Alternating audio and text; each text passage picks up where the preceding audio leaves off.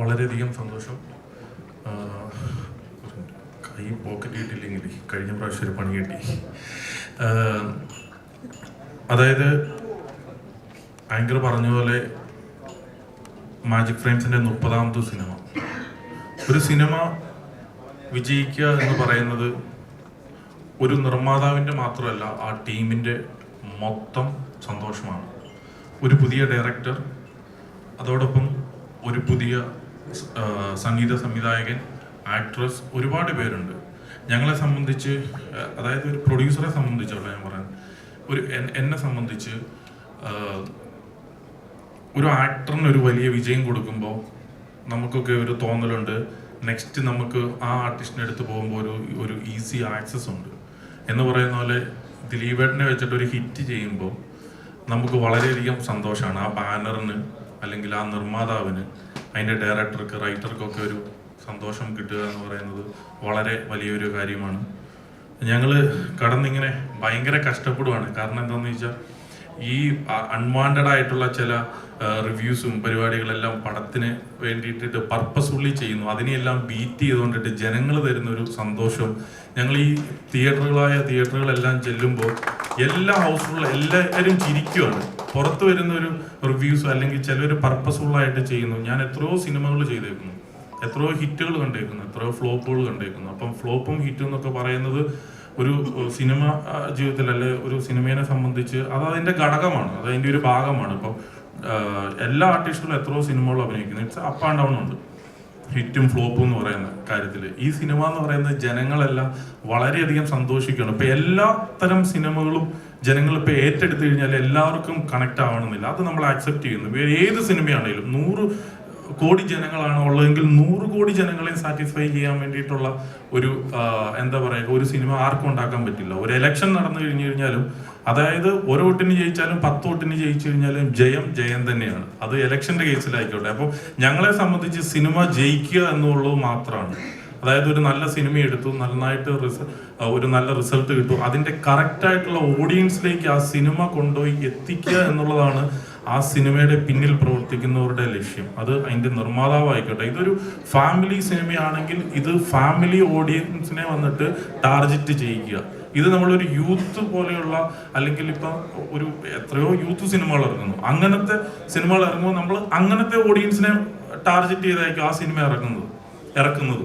അപ്പം ഈ cinema Prince and family എന്ന് പറയുന്നത് ഇതൊരു കുടുംബ സിനിമയാണ്. കുടുംബത്തിലുള്ള ഒരു 3 അംഗ പിള്ളേരുള്ള ഒരു ഫാമിലിയുള്ള ഒരു അപ്പനമ്മ, അങ്ങനെ ഒരു ചെറു കുടുംബത്തിലുള്ള അവരുടെ കഥ പറയുന്ന സിനിമയാണ്. അപ്പം ഒരു നല്ലതായിട്ട് കുടുംബത്തെ സ്നേഹിക്കുകയും ചെറിയ കഷ്ടപ്പാടുകളും ചെറിയ സഹനങ്ങളും അങ്ങോട്ടും ഇങ്ങോട്ടും ചെറിയ പാരവയ്പും ഒക്കെ ഉള്ള ഫാമിലികളെ സംബന്ധിച്ച് ഈ സിനിമ ഭയങ്കരമായിട്ട് കണക്ട് ആവും.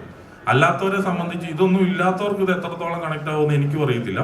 ഇത് ഉള്ളവരെ സംബന്ധിച്ച് ഇത് ഭയങ്കരമായിട്ട് കണക്ട് ആവുന്നു. എന്നെ സംബന്ധിച്ച് പറയുകയാണെങ്കിൽ ഈ റിവ്യൂസൊക്കെ ഞാനും കാണാറുണ്ട് കേട്ടോ. അപ്പോൾ നമ്മൾ സിനിമയിൽ നിൽക്കുന്നത് കൊണ്ടിട്ട് തന്നെ കോക്ക് എന്ന് പറയുന്ന ഒരാളുടെ റിവ്യൂ ഇവൻ കണ്ടു. അതായത് നെഗറ്റീവായിട്ട് ഇട്ടു. അത് കഴിഞ്ഞപ്പോൾ എനിക്ക് നമ്മുടെയൊക്കെ പടത്തിന് എത്രയോ പടങ്ങളിൽ നെഗറ്റീവ് റിവ്യൂസ് ഞാൻ കേട്ടിട്ടുണ്ട്, അനുഭവിച്ചിട്ടുണ്ട്. ഇട്ട് കഴിഞ്ഞപ്പോൾ ഞാൻ അദ്ദേഹത്തെ വിളിച്ചിട്ട് ചോദിച്ചു, എന്താണ് ഇങ്ങനെ ഒരു നെഗറ്റീവ് ഇടാനായിട്ട് കാരണം? അപ്പം അവൻ തന്നെ പറഞ്ഞു, എൻ്റെ പൊന്നുഭായി എന്നോട് പറഞ്ഞതാണ്. എൻ്റെ പൊന്നുഭായി, ആ തിയേറ്ററിൽ ഇരിക്കുന്നവർ മുഴുവൻ ചിരിക്കുന്നുണ്ട്, എനിക്കിത് ചിരിക്കാൻ പറ്റുന്നില്ല എന്നോട് പറഞ്ഞു. ഞാൻ പറഞ്ഞു, അതിപ്പോൾ എന്താണ് പ്രശ്നം? അപ്പം ഞാൻ ഈ പുള്ളിയുടെ ഇന്റർവ്യൂകൾ കുറച്ച് പ്രാവശ്യം കണ്ടു. ഇത് എന്തിനാ ഡീറ്റെയിൽ ആയിട്ട് പറയുന്നതെന്ന് പറഞ്ഞു കഴിഞ്ഞാൽ, ഈ പുള്ളിയുടെ ഇന്റർവ്യൂവിൽ പുള്ളി പറയുന്നുണ്ട്, ഞാൻ അവിടെ നാട്ടിൽ പാതിരാത്രിക്ക് ചെല്ലാറുള്ളൂ, ഞാൻ അവിടെ നാട്ടുകാരായിട്ട് യാതൊരു ബന്ധവുമില്ല, എനിക്ക് അവിടെ ഉള്ള നാട്ടുകാരായിട്ട് യാതൊരു പരിചയമൊന്നുമില്ല. അപ്പോൾ അതുകൊണ്ടിട്ട് അങ്ങനെയുള്ളൊരു സൊസൈറ്റിക്കുള്ളിൽ ജീവിക്കുന്ന പുള്ളിയുടെ ഒരു വേറിട്ടൊരു ലൈഫുണ്ട്. അപ്പോൾ അങ്ങനെയുള്ള ഒരാൾക്ക് ഇത് എത്രത്തോളം കണക്ട് ആവണം എന്നില്ല. പക്ഷെ പുള്ളി ഇപ്പം ഈ ഒരു റിവ്യൂ ചെയ്ത് കഴിഞ്ഞപ്പോൾ ഞാനിത് സംസാരിച്ച് ചോദിച്ചു കഴിഞ്ഞപ്പോൾ പുള്ളി പറഞ്ഞു, ഞാനിപ്പോൾ അങ്ങനെ പറഞ്ഞാൽ എന്താ, ഇപ്പം നിങ്ങൾക്ക് സന്തോഷമായില്ലേ?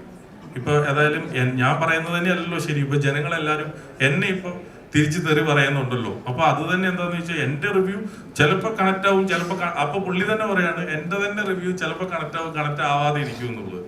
അപ്പോൾ ഇത്രയേ ഉള്ളൂ. ഈ അശ്വിന്ത് വോക്ക് തന്നെ എന്നോട് പറഞ്ഞു കൺഗ്രാജുലേഷൻസ്. അത് മൊബൈലിൽ തന്നെ പുള്ളി അതായത് മെസ്സേജ് ആയിട്ട് തന്നെ അയച്ചു. കാരണം പുള്ളിക്ക് പറയുമ്പോൾ അങ്ങനെയും കൊടുക്കാനായിട്ട് പറ്റുള്ളൂ. അപ്പം ഇത് പറഞ്ഞു വന്നത് ഇതൊക്കെ ഓരോരുത്തരുടെ ഞങ്ങളുടെ തന്നെ സിനിമയിൽ ദിലീപേട്ടന്റെ ക്യാരക്ടർ തന്നെ പറയുന്നുണ്ട്, നിങ്ങൾക്കൊരു അഭിപ്രായം ഉണ്ടെങ്കിൽ അത് നിങ്ങളുടെ മാത്രമാണ്, അത് പൊതു സമൂഹത്തിന്റെ അല്ല. അപ്പം ആ രീതിയിൽ നമുക്ക് പറയുന്ന ഏത് കമന്റുകൾ നമ്മൾ അക്സെപ്റ്റ് ചെയ്യുന്നു. നമ്മൾ എടുത്തു വെക്കുന്ന ഒരു സിനിമ എന്ന് പറയുന്നത് മുഴുവൻ പേരെയും തൃപ്തിപ്പെടുത്തിക്കൊണ്ടിട്ട് നമുക്കൊരു സിനിമ എടുക്കാനായിട്ട് പറ്റത്തില്ല. ഇപ്പം ഞാൻ തന്നെ എല്ലാ വ്യക്തികളെയും എൻ്റെ കൂടെയുള്ള എല്ലാവരെയും എനിക്ക് സാറ്റിസ്ഫൈ ചെയ്യാൻ വേണ്ടിയിട്ട് പറ്റത്തില്ല. എത്ര നല്ല കാര്യങ്ങൾ ചെയ്തു കഴിഞ്ഞാലും കുറച്ച് പേർക്ക് കുറച്ച് കംപ്ലൈൻസ് ഒക്കെ ഉണ്ടാവും. അത് നമ്മൾ സമൂഹമായതുകൊണ്ടിട്ട് അങ്ങനെ ചെയ്യാനായിട്ട് അങ്ങനെ പോകാനായിട്ട് ഇവൻ പറ്റുള്ളൂ.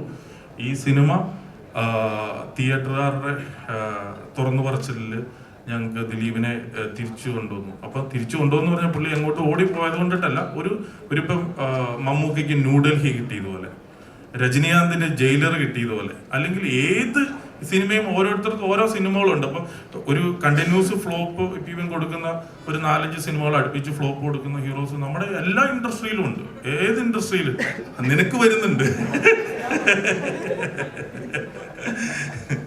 അപ്പൊ അങ്ങനെയൊക്കെ ഉണ്ട്. അപ്പൊ ആ ഇടയിലേക്ക് ഞങ്ങളുടെ എല്ലാം ഒരു വലിയ പ്രയത്നം ഈ സിനിമയുടെ പിന്നിലുണ്ട്. അപ്പോൾ സിനിമ വിജയിക്കുക, ആളുകൾ അത് എന്റർടൈൻ ചെയ്യുക, ചിരിക്കുക എന്നൊക്കെ പറയുന്നത്, ചിരിപ്പിക്കുക എന്നൊക്കെ പറയുന്നത് ഏറ്റവും ടഫുള്ള ഒരു കാര്യമാണ്.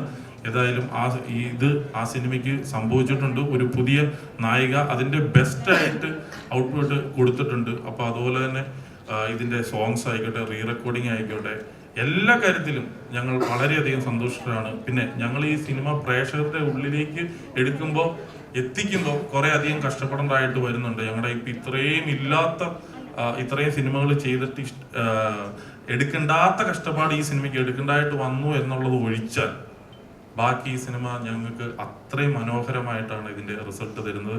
ഞാൻ എല്ലാവരോടും ഈ സിനിമയെ സ്നേഹിച്ച, ഈ സിനിമയെ കണ്ടിട്ട് അഭിപ്രായങ്ങൾ ഫേസ്ബുക്കിൽ കമന്റ് ഇൻസ്റ്റഗ്രാമിൽ എല്ലാവരോടും എൻ്റെ പേരിലും ഞങ്ങളുടെ ടീമിന്റെ പേരിലുമുള്ള നന്ദി ഇപ്പം പറയുന്നു. അതുപോലെ തന്നെ ഈ സിനിമയൊക്കെ തുടങ്ങുമ്പോൾ നമ്മൾ പൈസയൊക്കെ കടമൊക്കെ എടുത്തിട്ടൊക്കെയാണ് തുടങ്ങുന്നത്. അപ്പോൾ അതുകൊണ്ടിട്ട് അവർക്കത് തിരിച്ചു കിട്ടുന്നതിൻ്റെ ഉള്ള സന്തോഷമുണ്ട്. സോ എല്ലാവരുടെയും പേരിൽ ഒരിക്കൽ കൂടി നന്ദി അറിയിക്കുകയാണ്. Thank you so much.